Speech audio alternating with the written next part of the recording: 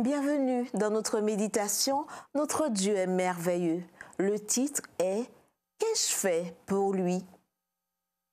Il leur proposa une autre parabole et il dit « Le royaume des cieux est semblable à un grain de moutarde qu'un homme a pris et semé dans son champ.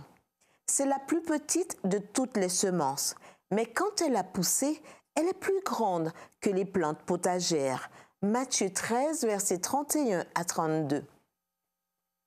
Comme nous le dit John Stott, Nicolaüs n'était qu'un adolescent lorsque lui et 5 camarades d'école ont créé un groupe de prière. Ils l'ont appelé l'Ordre du grain de moutarde. Leur principale mission était de porter l'Évangile jusqu'aux confins de la terre. Leur devise « Personne ne vit pour lui-même ».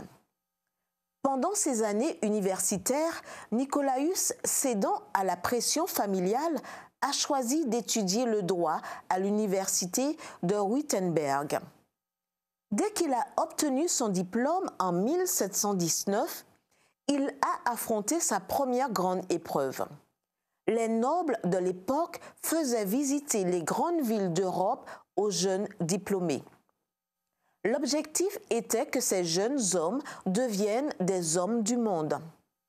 Nicolaüs a clairement fait connaître sa position. Si le but de ce voyage est de faire de moi un homme du monde, je vous assure que vous gaspillerez votre argent, car c'est la volonté de Dieu que je ne vive que pour Jésus-Christ, a-t-il déclaré. Et il a vécu pour Jésus-Christ. Car le comte Nicolaüs Ludwig von Zinzendorf a honoré ce qui, selon John Stott, était son infaillible, inébranlable et enveloppante dévotion à l'agneau de Dieu.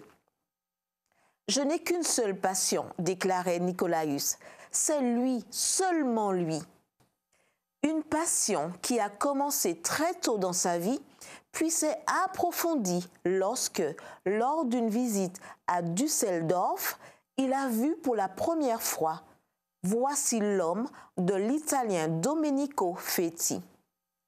Le tableau montre le Christ au moment où Pilate le présente devant la foule après l'avoir fait flageller avec la couronne d'épines et la robe pourpre.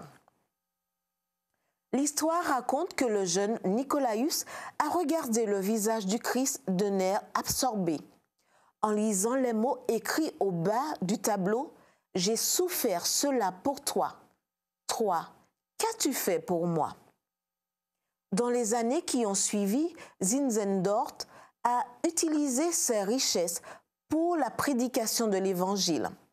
Son travail était d'une telle portée que, selon Ruth Tucker, personne au XVIIIe siècle n'a apporté une plus grande contribution que lui à ce qu'il allait devenir plus tard les sociétés missionnaires.